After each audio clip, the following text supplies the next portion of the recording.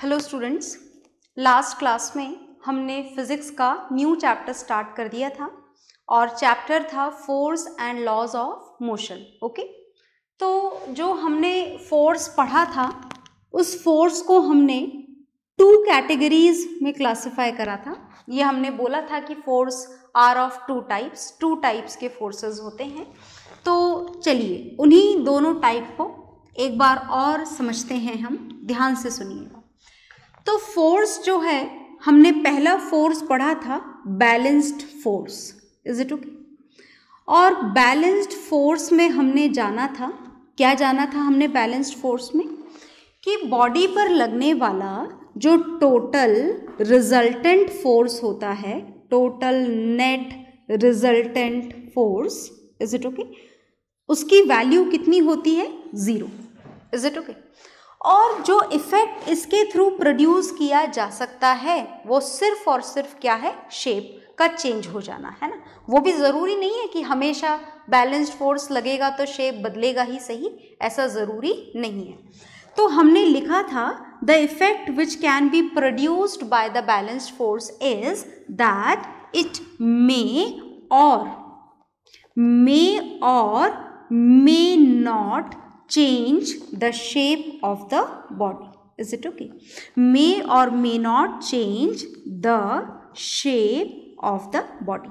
इसके अलावा balanced force कोई सा इफेक्ट प्रोड्यूस नहीं कर सकता। ओके, तो जो दूसरा फोर्स हमने पढ़ा था वो दूसरा फोर्स हमने पढ़ा नहीं था, सिर्फ नाम ही लिखा था हमने।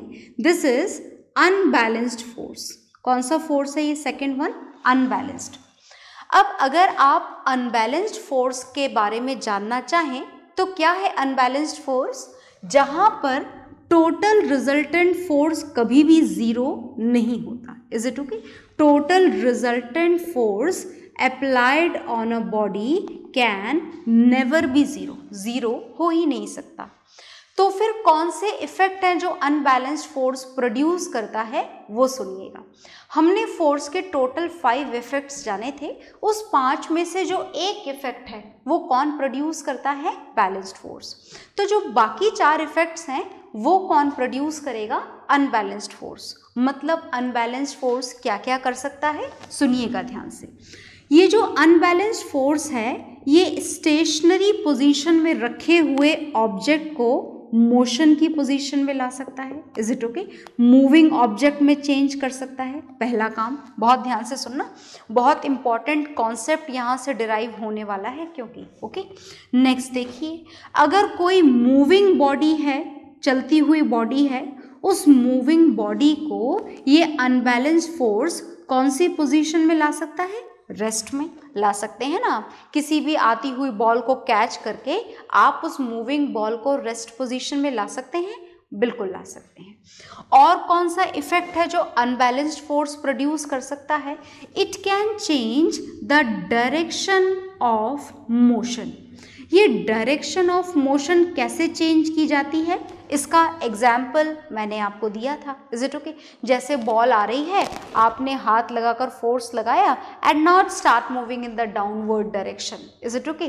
तो बॉल की डायरेक्शन क्या हो गई, मोशन की चेंज। ओके, जो फोर्थ इफेक्ट है that it can change the speed of a body. ये स्पीड को क्या कर सकता है, चेंज कर सकता है।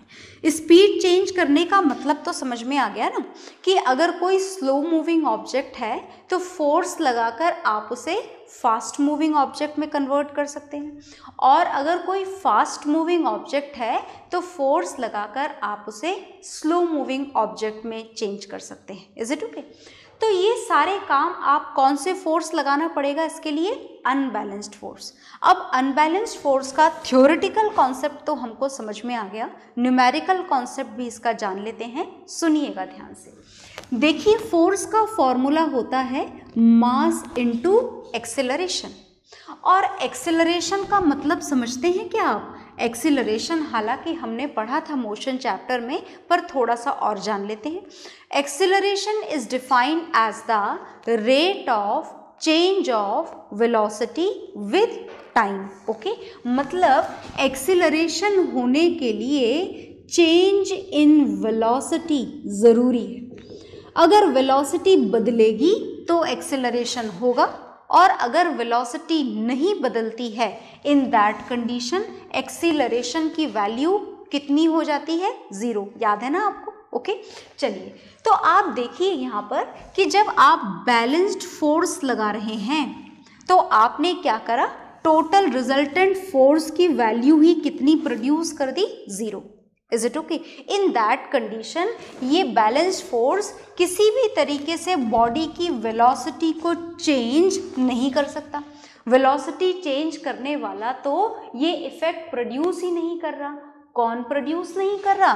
बैलेंस्ड फोर्स प्रोड्यूस नहीं कर रहा। Is it okay? In that condition अगर आप बैलेंस्ड फोर्स में एक्सेलरेशन की वैल्यू जानना चाहेंगे तो in case of balanced force when we apply a balanced force on any object then acceleration is always equal to 0। Okay, and now when we are talking about the unbalanced force, तो ध्यान से सुनिए कि इसके क्या क्या effects हैं।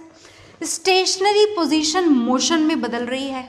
Is it okay? मतलब बॉडी की क्या चेंज हुई, स्पीड बदल गई ना। स्पीड देखिए रेस्ट में थी और रेस्ट से कौन सी पोजीशन में आ गई, मोशन में।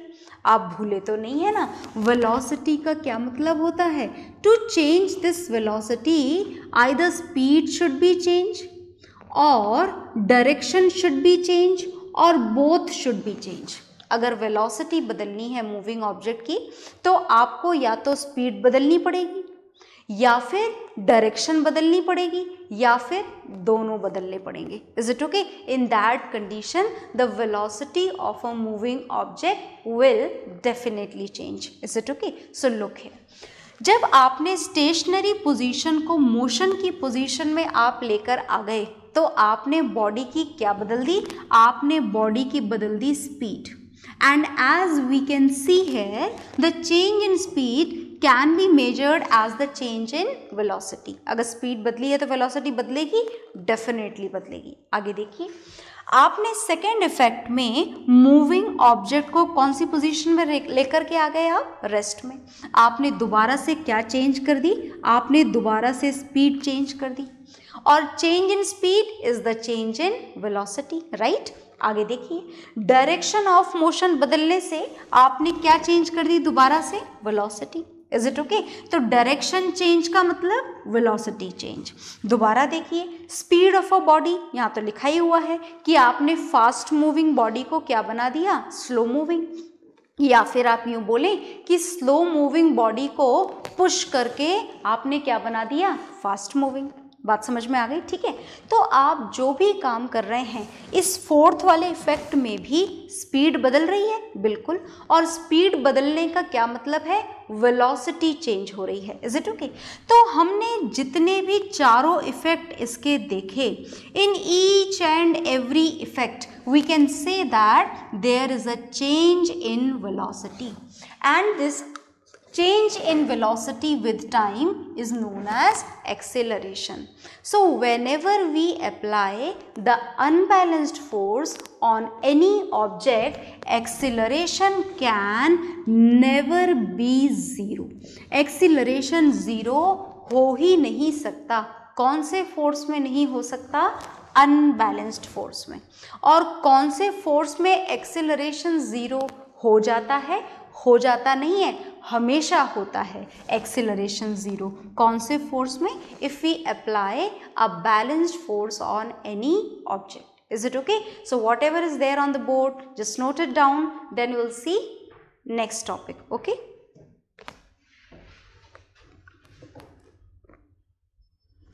तो आपने नोट डाउन कर लिया होगा, और नहीं करा है तो अभी भी पॉज करके नोट डाउन करेंगे।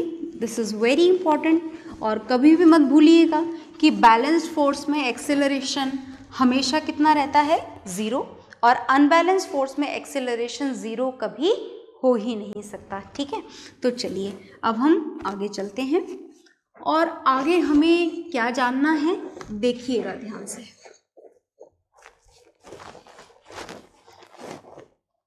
ये जो फोर्स टॉपिक है, इस फोर्स टॉपिक के बारे में जितना इंट्रोडक्शन से तो थोड़ा ज़्यादा ही हो गया, ये काफ़ी कुछ जान लिया है हमने, पर देन ऑल्सो बहुत कुछ बाकी है अभी इस फोर्स के बारे में जानना। पर इस फोर्स के बारे में जानते जानते बीच में हमें एक नया टॉपिक शुरू करना है। This is laws of motion. Laws of motion हमको शुरू करने हैं और कितने लॉज हमको पढ़ने हैं जो हम लॉज बोल रहे हैं, तो हमारे पास में इस चैप्टर में पढ़ने के लिए 3 लॉज ऑफ मोशन है। ओके, और सबसे पहले हम जो लॉ पढ़ने जा रहे हैं, बहुत ध्यान से सुनिएगा, बड़ा मज़ेदार लॉ है ये, आपकी डेली लाइफ में बहुत एप्लीकेबल होता है ये। ओके, तो जो हम सबसे पहले पढ़ने जा रहे हैं, this is first law of motion. First law, second law and even third law, these all laws were given by the scientist Newton. Newton ने दिए थे हमको ये laws, okay? और ये जो first law of motion है, इस first law of motion को एक और नाम दिया गया है। This first law of motion is also known as law of inertia. क्या बोला जाता है इस law को? Law of inertia. ओके, चलिए, तो सबसे पहले तो इस नए से वर्ड का मतलब जान लेते हैं कि आखिर ये इनर्शिया क्या होता है ना। लॉ सुना हुआ है, मोशन सुना हुआ है, बहुत पढ़ा भी हुआ है। इनर्शिया वर्ड हमारे लिए बिल्कुल नया है, तो इस इनर्शिया वर्ड को समझते हैं सबसे पहले। ओके, क्या मतलब होता है इनर्शिया का? देखो, इनर्शिया का फॉर्मूला, डेफिनेशन, एसआई यूनिट, ये सब तो आपको हायर क्लासेस में समझनी है। अभी तो आपको बस इसका थ्योरेटिकल मीनिंग समझना है। क्या होता है ये इनर्शिया? इनर्शिया होता किसके अंदर है, चीज़ क्या है, ये बहुत ध्यान से सुनिएगा। ये जो इनर्शिया है, this is present in each and every body, whether it is living being और नॉन लिविंग बीइंग, है ना। हर बॉडी के अंदर होता है इनर्शिया। मतलब इस मार्कर में भी है, यस इट इज देयर, है ना। इस मार्कर का भी एक पर्टिकुलर इनर्शिया होता है। क्या होता है inertia? Inertia is the tendency of a body to maintain its position whatever the position of the object is. आ गई बात समझ में? नहीं आई होगी, बार बार सुनिएगा, हर बात को ध्यान से सुनिएगा। इनर्शिया क्या है? This is defined as the tendency of a body. जैसे ये मार्कर है, मानो कि इस मार्कर को मैंने अपने हाथ पे ऐसे रेस्ट में रख दिया है, इज इट ओके? तो ये मार्कर अपनी रेस्ट पोजीशन को मेंटेन करके रखेगा। रखेगा, बिल्कुल रखेगा। या ऐसे थोड़ी देर में लुढ़क के कहीं और पहुंच जाएगा? नहीं नहीं, ये इसी पोजीशन में रहेगा। ये कब तक इस पोजीशन में रहेगा? Until and unless any external unbalanced force is applied on it. अगर आप इस पर फोर्स लगा दो तो मूवमेंट हो जाएगा, जैसे मैंने लगाया और उठाकर दूसरे हाथ में ले आई, या फिर मैं ऐसे यूं ड्रॉप कर दूं तो ये अपने आप नीचे चला जाएगा। अपने आप नहीं जाएगा, इसको नीचे जाने के लिए भी फोर्स की ज़रूरत है। तो कोई फोर्स लगा रहा है क्या नीचे से? Yes, there is a force of gravitation. कौन सा फोर्स लग रहा है? Force of gravitation. तो किसी भी बॉडी की अपनी पोजीशन में बने रहने की टेंडेंसी को हम क्या बोलते हैं? इनर्शिया। तो सब में सेम होता है क्या इनर्शिया? जैसे मेरे पास में मार्कर फिलहाल प्लास्टिक का है, इज इट ओके? और जस्ट इमेजिन कि ये मार्कर किसी टेबल पे रखा हुआ है, ओके? तो इस मार्कर को अगर मुझे मूव करवाना है तो मुझे क्या लगाना पड़ेगा इस मार्कर पर? फोर्स। क्योंकि ये मार्कर नहीं करना चाहता चेंज अपनी position, it is in rest and it want to be in rest. तो अब आप मुझे बताइए कि इस मार्कर में वो पोजीशन मेंटेन करने की टेंडेंसी ज़्यादा है या फिर एक स्टोन में जिसका मास है 5 kg? बताओ किसके अंदर ज़्यादा है इनर्शिया, इस मार्कर में या इस स्टोन में? इस स्टोन को रेस्ट पोजीशन से मूव करवाने के लिए ज़्यादा फोर्स लगाना पड़ेगा या इस मार्कर को मूव करवाने के लिए ज़्यादा फोर्स लगाना पड़ेगा? डेफिनेटली हमें ज़्यादा फोर्स किसकी पोजीशन बदलने के लिए लगाना पड़ेगा? इस स्टोन की पोजीशन। मतलब किसमें ज़्यादा इनर्शिया है? इस स्टोन में। अच्छा चलो अब एक और कंपैरिजन करते हैं। एक बड़ा सा हैवी बॉक्स है ना, बहुत बड़ा, आपका double bed, is it okay, which is filled with a lot of materials. Now this is a very heavy box, is it okay. इसका मास भी इमेजिन कर लेते हैं. कितना इमेजिन करें, लेट इट बी 60 kgs. हमने मान लिया 60 kg कम हो गया, चलो 160 kg मान लेते हैं. ओके, तो what the mass is assumed, कितना मास हमने अज्यूम करा हैवी बॉक्स का, 160 kg. Is it okay. तो अब बताओ कि किसको मूव करवाने में ज़्यादा मेहनत करनी पड़ेगी, ज़्यादा फोर्स लगाना पड़ेगा, इस 5 kg के स्टोन को, या फिर इस 160 kg के हैवी बॉक्स को, या फिर ये मेरे हाथ में जो 50 ग्राम का मार्कर है इसको, बताएं. Is it okay. तो now there are 3 object, comparison has to be done. किस में कंपैरिजन करें, इसमें, इसमें और इसमें. हम क्या जानना चाहते हैं, हम इस इनर्शिया के बारे में जानना चाहते हैं. भूले तो नहीं ना इनर्शिया क्या है. Inertia is the tendency of a body to be in its own position. अपनी पोजीशन में बने रहने की टेंडेंसी को क्या बोला जाता है, इनर्शिया. Is it okay. ये तीनों फिलहाल कौन सी पोजीशन में है, रेस्ट में. और कौन सी पोजीशन में रहना चाहते हैं, रेस्ट में. कब तक रेस्ट में रहेंगे, जब तक हम इनके ऊपर क्या ना लगा दें, एक्सटर्नल, अपने आप से अंदर से कोई फोर्स नहीं लगेगा, हमें लगाना पड़ेगा. External force has to be applied. कौन सा वाला, बैलेंस्ड या अनबैलेंस्ड, नहीं नहीं, बैलेंस्ड से तो कुछ होता ही नहीं है. तो कौन सा फोर्स लगाना पड़ेगा, unbalanced force. Is it okay. तो दोबारा से देखिए, तो all these object are in rest and they want to be in rest until and unless any external unbalanced force is applied on it, and this is the tendency to remain in their own position is known as inertia. is it okay. तो चलिए comparison करते हैं और लगाते हैं force इनको movement कराने के लिए. इसको तो ना यूँ हमारी एक फिंगर का मूवमेंट ही बहुत होगा, that much force is sufficient to move this marker, right. ऐसा है, बिल्कुल है. इसको मूव करने के लिए हमें थोड़ी मेहनत करनी पड़ेगी और इसको मूव करवाना हमारे लिए थोड़ा मुश्किल, और ज़्यादा मुश्किल काम होगा. तो आप ये कह सकते हैं कि ये जो इनर्शिया है, ध्यान से सुनिएगा, this inertia is directly proportional to the mass of a body. Do you know the meaning of this symbol, directly proportional. Is it okay? If the more the mass is there, more will be the inertia. ज़्यादा heavy object है तो ज़्यादा inertia है, उसकी अपनी position में बने रहने की टेंडेंसी ज़्यादा है. Less the mass, less will be the inertia.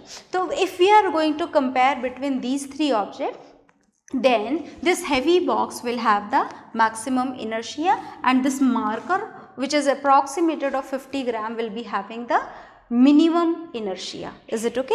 तो आई होप आपको ये वर्ड जो इनर्शिया है वो क्लियर हो गया होगा. This type of comparison questions may be present in your exams.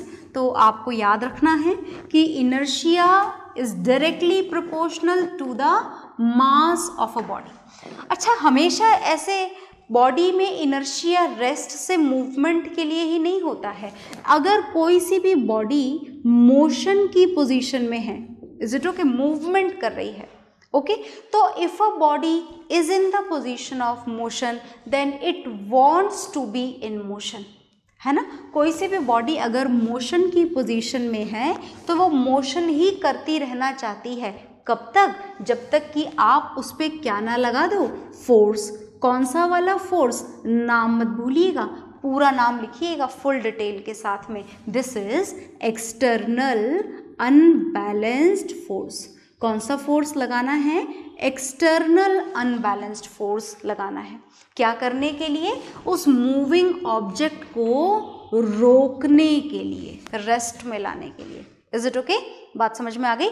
जैसे मानिए कि कोई बॉल है और जोर से आ रही है, इज इट ओके, तो अपने आप ही तो रुक जाती है, ये रुक जाती है ना अपने आप. बॉल लुढ़कती लुढ़कती धीमे धीमे धीमे होती होती फाइनली रुक जाती है. ऐसा ही है ना. हमने माना कि this is a moving ball और कितनी स्पीड से मूव कर रही है, चलिए मान लेते हैं कि it is moving with a speed of 20 kilometre per hour. Is it okay.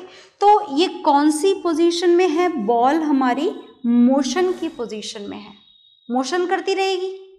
Is it okay. ऐसा होगा क्योंकि हमारे हिसाब से तो ऐसा होना चाहिए। According to the law of inertia, if a body is present in the position of motion, in the position of movement, it will be there in the position of motion until and unless any external unbalanced forces applied on it. Is it okay? तो करती रहनी चाहिए, ये करती रहती है? नहीं, ये तो रुक जाती है, रुक जाती ना थोड़ी देर में, थोड़ी स्पीड कम कम कम कम, लुढ़कती गुढ़कती, फाइनली जीरो। ऐसा होता है या नहीं? बिल्कुल होता है। तो फिर ये काम अपने आप कैसे हो गया? हमने तो इसे रोकने के लिए फोर्स लगाया ही नहीं। तो देखिए यहाँ पर भी ये काम अपने आप नहीं हुआ है। जब ये ऐसे लुढ़कती लुढ़कती आ रही है, इन दैट कंडीशन ये फ्लोर क्या कर रहा है? याद है ना, अभी थोड़ी देर पहले मैंने आपको बताया था, शायद लास्ट क्लास में बताया हुआ, ये लुढ़कती हुई जो बॉल है, इस बॉल और फ्लोर के बीच में क्या लग रहा है? फोर्स। कौन सा फोर्स? Force of friction. और याद है ना, this force of friction always opposes the motion of a body. Ball इधर आ रही है, फोर्स ऑफ फ्रिक्शन किधर लगेगा? इधर लगेगा। And this opposing force of friction will help in bringing this object, in bringing this ball in the position of rest. Is it okay? तो याद रखिएगा कि आपको कोई सा भी काम करना हो, दोनों में से, समझ गए ना, कौन सा दोनों में से? अगर स्टेशनरी पोजीशन को मोशन में लाना हो तो भी फोर्स, अगर मोशन की पोजीशन को रेस्ट में लाना हो तो भी फोर्स। फोर्स तो आपको लगाना ही पड़ेगा। और ये फोर्स आपको क्यों लगाना पड़ रहा है हर बार पोजीशन को चेंज करने के लिए? क्योंकि हर बॉडी के अंदर क्या होता है? इनर्शिया। Is it okay? और कितना होता है? More the mass, more will be the inertia, less the mass, less will be the inertia. तो चलिए फाइनली इन सारे फैक्ट्स को जानने के बाद में ये जो फर्स्ट लॉ ऑफ मोशन है ये हम लिख लेते हैं। तो चलिए मैं भी लिख रही हूँ, आप भी लिखिएगा, देखिएगा ध्यान से।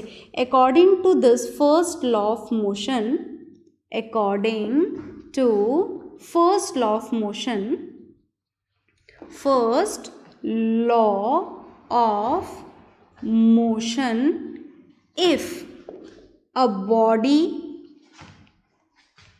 is in rest, if a body is in rest, क्या लिखें? if a body is in rest के बाद में it wants to be in rest, है ना?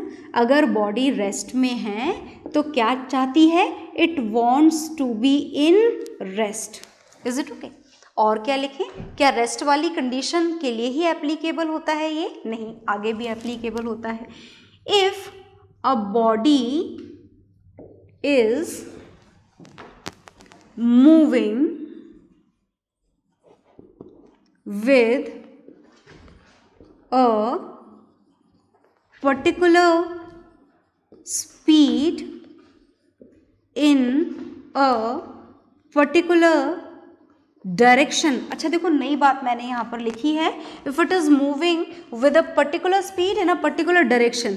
तो स्पीड तो छोड़ो, मूविंग ऑब्जेक्ट अपनी डायरेक्शन भी नहीं बदलना चाहता। नहीं बदलना चाहता ना, बिल्कुल नहीं बदलना चाहता। अगर आपको मूविंग ऑब्जेक्ट की डायरेक्शन ही बदलनी है सिर्फ, then also you need to apply some external unbalanced force. Is it okay? तो देखिएगा डेफिनेशन दोबारा से, with a particular speed in a particular direction, then it wants to move with the same speed. ना तो speed बदलना चाहता है object अपनी, with the same speed in the same direction. और ऐसा वो कब तक करता है? कैसा कब तक करता है? दोबारा से पढ़ो, लॉ जरा थोड़ा सा लंबा है। According to first law of motion, if a body is in rest, it wants to be in rest. Rest में है तो रेस्ट में ही रहना चाहता है। If a body is moving with a particular speed in particular direction, then it wants to move with the same speed in the same direction. ना तो रेस्ट वाला ऑब्जेक्ट अपनी रेस्ट पोजीशन बदलना चाहता है, ना मूवमेंट वाला ऑब्जेक्ट अपनी स्पीड बदलना चाहता है, ना अपनी डायरेक्शन बदलना चाहता है। क्यों नहीं बदलना चाहता है? क्योंकि हर बॉडी के अंदर अपनी पोजीशन को पकड़ के रखने की एक टेंडेंसी होती है and this tendency is known as inertia. Is it okay? तो ये टेंडेंसी में चेंज अगर लाना है, पोजीशन में चेंज लाना है, then what is needed? An external unbalanced force. तो हम लिखेंगे दिस हैपन्स, कब तक होता है ऐसा? अनटिल एंड अनलेस एनी, नाम पूरा लिखना, एनी फोर्स मत लिख देना, सिर्फ एनी एक्सटर्नल भी लिखना है और अनबैलेंस्ड भी लिखना है, क्योंकि बैलेंस्ड फोर्स से काम चलने वाला नहीं है। तो any external unbalanced force is applied on it. तो ये है जी आपका first law of motion. Is it okay? तो आप इसे नोट डाउन करिए अच्छी तरीके से और साथ में लर्न भी करिए। ओके? तो आपने इसे नोट डाउन कर लिया होगा। नोट डाउन करने के साथ साथ आप इसे लर्न करेंगे, इनर्शिया टेंडेंसी को याद रखेंगे and then will learn about some effects which are related with this first law of motion, law of inertia। पर इसके इफेक्ट हम लोग देखेंगे नेक्स्ट क्लास में। Okay, bye everyone.